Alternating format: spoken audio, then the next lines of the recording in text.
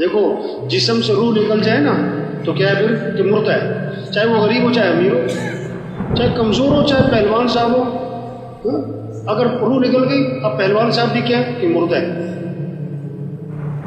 جب دین زندگیوں سے نکل جائے تو پھر کیا ہے، پھر گھر گھر مسائلستان ہے، پھر پریشانیاں، پھر بگاڑ، پھر فساد، پھر تباہی، پھر بربادی، آخرت بھی تباہ، دنیا بھی تباہ۔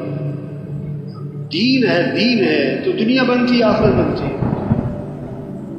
روح ہے تو زبان بولے گی، آنکھ دیکھے گی، کان سنیں گے، ہاتھ پاؤں حرکت میں، روح نکل جائے زبان بولے گی، کیوں نہیں بولتی کہ روح نکل گئی بھائی؟